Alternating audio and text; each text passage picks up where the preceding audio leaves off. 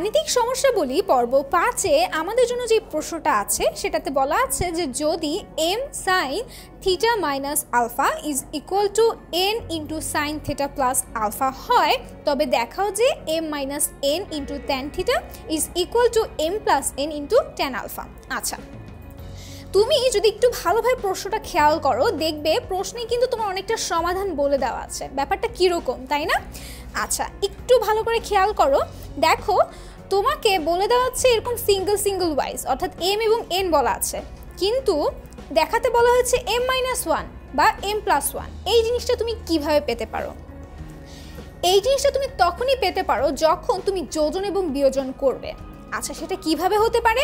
আসো আমরা অঙ্কটির সমাধান করতে করতে ব্যাপারটি বোঝার চেষ্টা করি। প্রথমে আমার কি দেওয়া আছে সেই জিনিসটা আমি লিখি, m sine theta minus alpha is equal to n sine theta plus alpha, এতটুকু আমার দেওয়া আছে তাই না? আচ্ছা, এবার আমি যে কাজটা করব সেটা হচ্ছে যোজন বিয়োজন আমি তখন কিভাবে করতে পারবো যখন আমি অনুপাত আকারে নিয়ে নিব তাই না?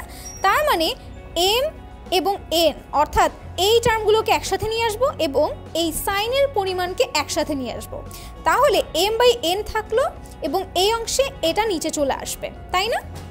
খুব সিম্পল কিন্তু, theta plus alpha divided by sine theta minus alpha. So এতটুকু আমার হয়ে গিয়েছে।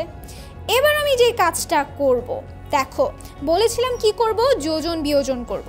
তুমি কিন্তু এখানে চাইলে বিয়োজন যোজনও করতে পারো। তো আমি এখন যে কাজটা করব, ধরো আমি এখানে যোজন বিয়োজন করলাম। সো যোজন বিয়োজনটা কি? যোজন বিয়োজনটা হচ্ছে তুমি লবের সাথে হর যোগ করবে এবং লব থেকে হর বাদ দিবে। সো আমি যদি সেই কাজটা করি তাহলে যেটা পাচ্ছি, আমি লবের সাথে কাকে যোগ করছি? হরকে যোগ করছি এবং লব থেকে হরকে বাদ দিচ্ছি। অনুরূপভাবে এটার ক্ষেত্র সাইন থিটা প্লাস আলফা, এটার সাথে আমি কাকে যোগ করব?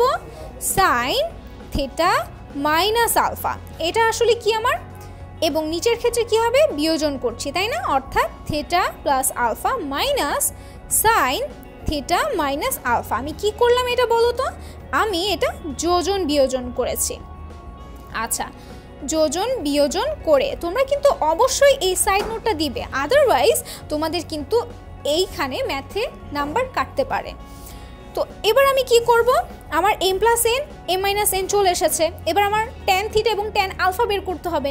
সেটা আমি কিভাবে বের করতে পারি? দেখো m plus n divided by m minus n। এই ক্ষেত্রে দেখো আমি বলেছিলাম যে sine theta plus alpha plus sine theta minus alpha, এটা কিন্তু একটা সূত্রে পড়ে। এখন সেটা কোন সূত্রে পড়ে? সেটা পড়ে মূলত 2 সাইন a কস b এর সূত্র পড়ে, ঠিক আছে? এবং নিচে যে অংশটা থাকে সেটা কোন সূত্রে পড়ে? সেটা যেহেতু মাইনাস রয়েছে অর্থাৎ সেটা কোন সূত্রে পড়বে? 2 cos a sin b এর সূত্রে পড়বে। এটা আমরা জানি, যেখানে a হচ্ছে আমার কোনটা? a হচ্ছে তুমি থিটা ধরতে পারো, b হচ্ছে তুমি আলফা ধরতে পারো।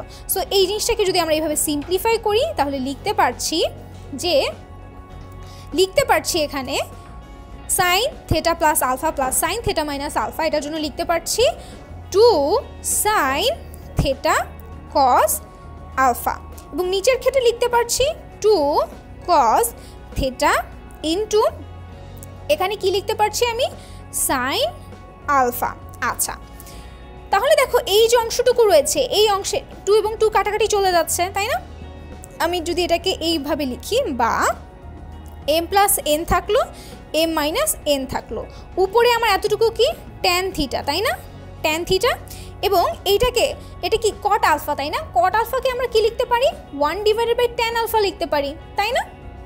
আচ্ছা, তো এখন আমি কি করব? জাস্ট সিম্পলি বজ্র গুণন করে দিব, অর্থাৎ ট্যান আলফার সাথে m প্লাস n যাবে, m plus n into tan alpha is equal to হবে m minus n into tan theta.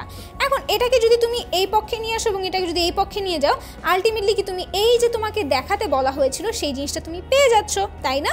খুব সহজ। সো আলটিমেটলি তুমি কি লিখবে? যেহেতু দেখাতে বলা হয়েছে তুমি লিখবে শোর। তো এইভাবে করে আমরা এই যে সূত্র নিয়ে খেলা করে কিন্তু আসলে এই গাণিতিক সমস্যাগুলো খুব সহজেই সমাধান করতে পারি। আশা করছি তোমরা সূত্রগুলো খুব ভালোভাবে আত্মস্থ করবে এবং ত্রিকোণমিতির যত রকমের গাণিতিক সমস্যা রয়েছে সেগুলো সমাধান করতে পারবে।